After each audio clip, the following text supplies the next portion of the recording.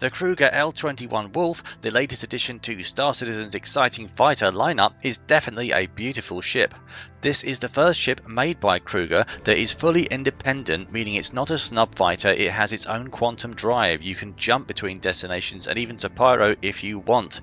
This is really a beautiful piece of machinery, but how does it hold up in terms of combat? Let's have a look in this ship review. Firstly, let's deal with the form of this ship in terms of the aesthetics, the exterior. How does this thing actually look? This is one of the most gorgeous pieces of machinery ever to grace Star Citizen. It has beautiful sleek lines all over. The default paint job is a lovely shade of silver. This thing really just exudes quality, class and refinement throughout. If space-going works of art are your thing, this could well be the ship for you. Personally, I love it. Now, some people out there have raised a few complaints about this ship. For example, the extending tail fin is not the most popular item on the menu. If you ask me though, the tail fin actually looks pretty nice. It has a trailing light when you're in QT. Really, it's not a bad addition and it's something you can definitely get used to.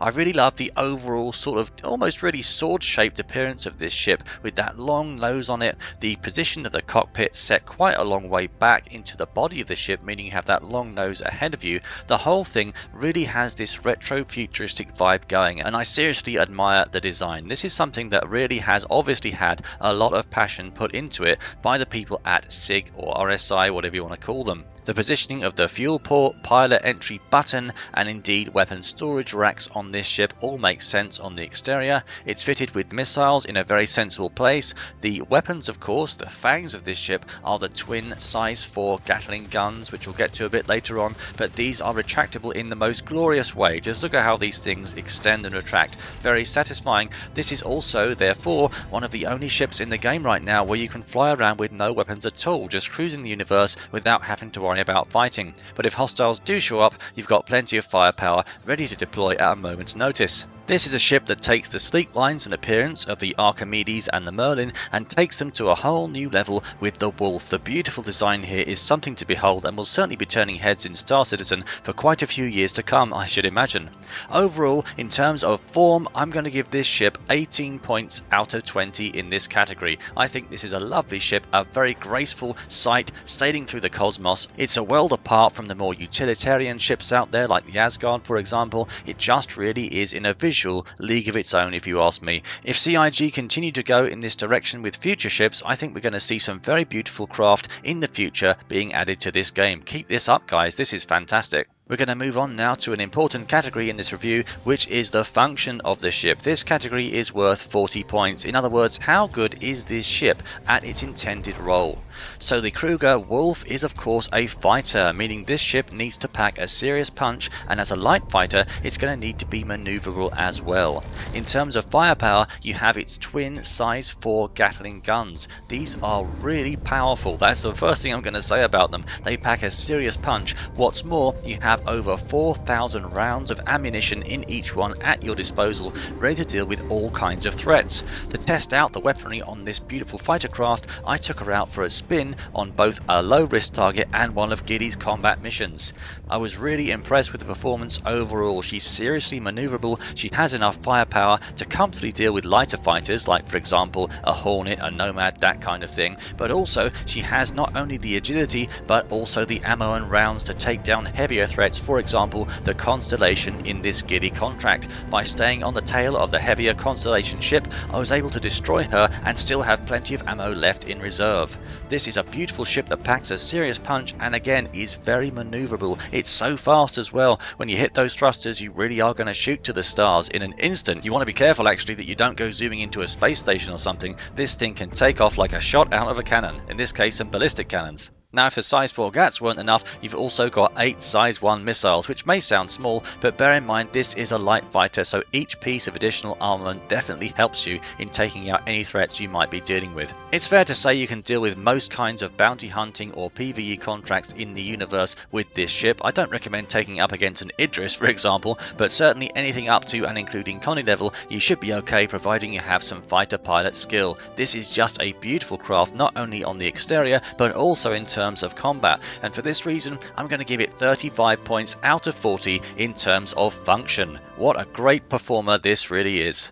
So the Stellar Beauty brings plenty of firepower and visual appeal to the table, but how does it hold up in terms of its fee? That's the third category of the review. The fee is worth 20 points in our overall score. The price you can expect to pay for this ship right now currently is around the $100 mark, which is $10 more than one of its main rivals, the Gladius, at $90. So really what you're doing here is you're getting a ship that has comparable firepower and combat performance to the Gladius, although some could argue with a limited ammo reserve, because of course once those rounds run out you're going to have to go back and restock, but nonetheless comparable firepower and arguably a more appealing design than the tried and tested Gladius for $10 more. That's really quite a reasonable asking price, especially when you consider that right now at launch she's available with LTI for around 82 British pounds in my country, or in the USA probably around the $100 mark once again. That's a pretty good deal all things considered. It's not the cheapest ship for sure, but then again Star Citizen ship prices aren't exactly cheap to begin with, so considering this isn't exactly Asgard levels of pricing where you're paying $350 for a ship, this is really not a bad deal overall. I'm not going to give this a full 20 points because, you know, it's still $100, that's still quite pricey. I'm going to give her 15 points in terms of fee. Remember also she should be available for purchase using in-game credits in the near future if Star Citizen's track record with previous ships is anything to go on. So far so good, this beauty is performing pretty well, but what about the last category of our review in terms of faults? What kinds of issues does she have that might hold her back from achieving perfection? Well, to be honest with you, not really that many issues to be aware of on this ship. I've taken her out for a few spins so far. The only real issues I've noticed have been that sometimes her engine sound seems to get stuck on. I had that once or twice. I think the engine boost audio was playing. I had to hit the boost again to get it to turn off.